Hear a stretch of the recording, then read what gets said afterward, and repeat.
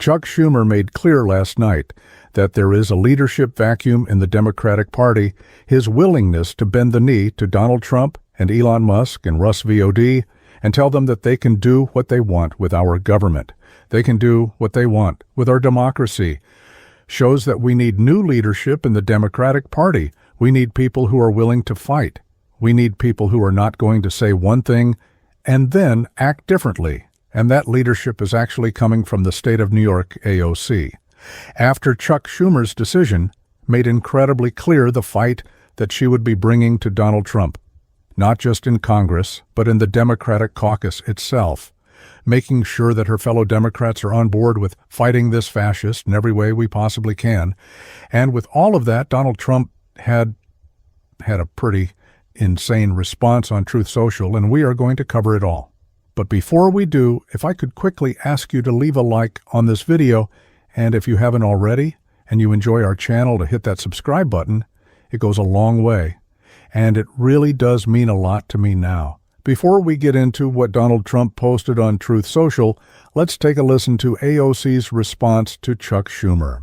Joins me now in the studio. Congresswoman, thanks so much for being here. So on social media, you've been urging people to call their senators, tell them to vote no on cloture, which allows the bill to go forward for a vote of just a simple majority, and to vote no on the vote for a simple majority on the Republican bill. What do you say to the counter argument of, like, a government shutdown hurts the country, hurts the people you represent, from Queens and the Bronx? Absolutely, and that is why House Democrats have laid out a plan, as well as several Senate Democrats laid out a plan to keep government open for another 30 days as Republicans negotiate a deal with Democrats in order to have an extended government funding bill. But the House would have to come back into session, right? But House Democrats are in town. We're afraid of working? Is that the problem here? That the idea that, God forbid, members of Congress have to fly back and do their jobs? Okay. Genuinely, come on. So Chuck Schumer, I guess the Senate Democratic leader, your senator, said at this meeting that he is going to vote for cloture. He is going to vote to allow there to be a simple majority vote. You think that's wrong? I believe that's a tremendous mistake. Yes. Why? I think, well, first and foremost, the American people, if anyone has held a town hall or has seen what has been happening in town halls, American people, whether they are Republicans, independents, Democrats, are up in arms about Elon Musk and the actual gutting of federal agencies across the board. This continuing resolution codifies much of this chaos that Elon Musk is wreaking havoc on the federal government. It codifies many of those changes. It sacrifices and completely eliminates congressional authority in order to review these impulsive Trump tariffs that he's switching on and off. And on top of that, for folks who are concerned about effectiveness in government, this Republican extreme spending bill removes all of the guardrails and all of the accountability measures to ensure that money is being spent in the way that Congress has directed for it to be spent. This turns the federal government into a slush fund for Donald Trump and Elon Musk. It sacrifices congressional authority, and it is deeply partisan. And so to me, it is almost unthinkable why Senate Democrats would vote to hand the few pieces of leverage that we have away for free when we've been sent here to protect Social Security, protect Medicaid, and protect Medicare. You have expressed opposition to government shutdowns in the past. Here's your very first speech on the House floor. It is not normal to shut down the government when we don't get what we want. It is not normal for public servants to run away and hide from the public that they serve.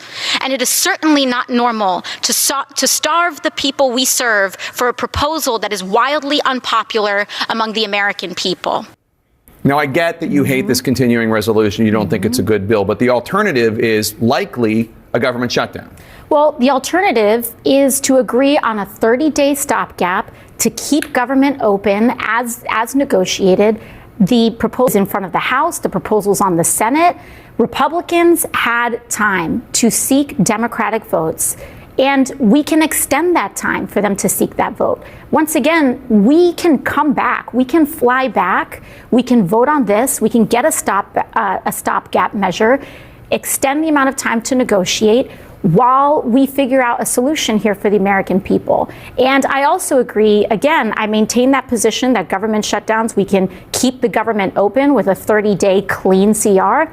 And on top of that, I also maintain the position that government officials and public servants should not be hiding from the public the way that Republicans are hiding and being instructed to not host town halls right now because of the outrage among the American public around their attempts to cut Social Security, Medicaid, and Medicare. My understanding is that your other senator, another I am sure many of y'all felt the same way that I did last night.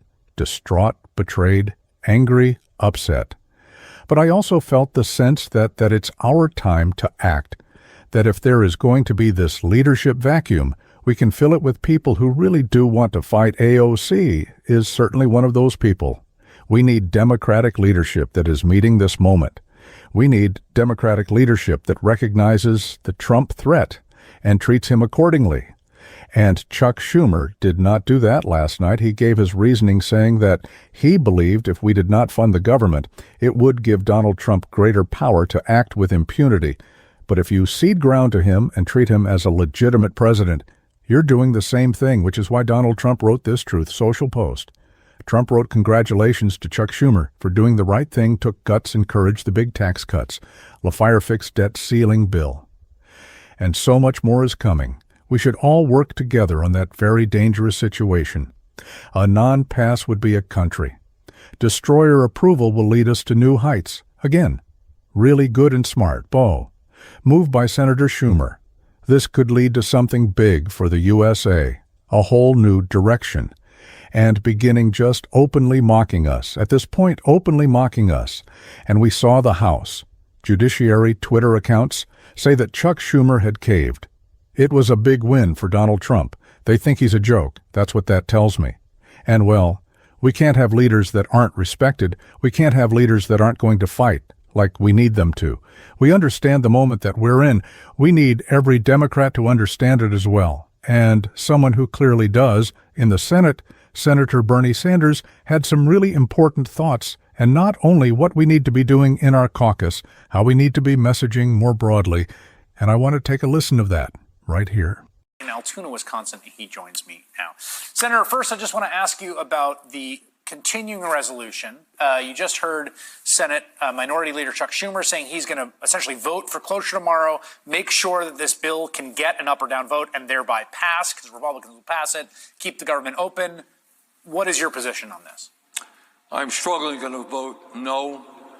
I think the American people are sick and tired of Elon Musk, the richest guy in the world, running around slashing Social Security, veterans programs that Republicans are moving for massive tax breaks for the rich and cutting Medicaid and nutrition, moving us to oligarchy and authoritarianism. You got to draw a line. And I think the American people are prepared to stand with those of us who say that, you know what, we're a government of the people, by the people, for the people, not the oligarchy. And we're not going to give tax breaks to billionaires and cut food, take food away from hungry kids. You got to stand up. You got to fight back. You got to go into the streets. You got to rally the American people. I think you can win millions of people, Republicans, Democrats, independents, who really do not like the direction in which this country is now going. I want to just offer the argument the Senate Minority Leader made, which is that the consequences of a shutdown, as bad as things are now, would be even worse because it would essentially hand even more authority to Musk, vote Trump to slash away. That assumes that there is no resistance. That assumes that millions of people are not standing up and saying, you know what, we're a democracy, not an authoritarian society. Don't undo the Constitution of the United States. You're not going to throw 83,000 workers off the Veterans Administration. You're not going to cut the Social Security staff so that elderly people will die while they're waiting to get the benefits that they paid into. You're not going to take food away from hungry kids. If you do nothing, you sit back and you say it is going to be terrible. And that's right. A shutdown will be terrible. But our job is to put the onus on the Republican president, the Republican House, the Republican Senate, the people who control the government. They are responsible. They've acted in an undemocratic, unprecedented, unilateral way. They've given us an offer, take it or leave it. That ain't the way democracy works. I'm curious what your experience has been like in these events you've been doing. I saw you did one in Nebraska in Representative Don Bacon's district around Omaha. You did a few. I did think one in Kenosha, one in Altoona. What these events have been like? They've been extraordinary, Chris. You know, I ran for president. We had very large turnouts. But in a non-campaign moment, to go to Michigan and find 9,000 or 10,000 people, working class people, coming out was, far exceeded our expectations. And I think what that tells me is, and that was primarily a working class group of people. That tells me people are sick and tired of Trumpism. Nobody thinks that it's okay for the richest guy in the world to do what he is doing. People are afraid of the future of Social Security. Musk has called Social Security a Ponzi scheme. Trump has lied about all of the people 200 years of age who are getting Social Security benefits. They're trying to undermine faith in Social Security, which is the most popular and important program the government runs. People understand that. And what they want is us to fight back and defeat this trend toward oligarchy, authoritarianism, and inequality. I want to ask about a piece of Senate business today. A committee you sit on, if I have this correct, I think it was HELP, was going to have a confirmation hearing for the nominee to run the CDC under Donald Trump, a former Republican congressman. He was withdrawn just before the hearing happened. I'm not quite sure. He seems like he has kind of the same basically anti-vax disposition as Bobby Kennedy at HHS. Do you have a clearer read on what's going on there? I think what he indicated is that he, I guess, thought that he might not have the votes, or the administration thought he might not have the votes on the committees. 1 or 2 Republicans would have voted against him. This can be a moment of real change. This can be a moment in which we really fight back if we want it. And I want to see Democrats who really want it, who really want to fight back. And we are going to be uplifting those voices and that fight on this show as much as we possibly can. And if you want to support that, as always, you can hit that subscribe button. You can leave a like on this video. And if you suck around at the end, you drop a blue heart in the comments. Until next time, I'll see you soon.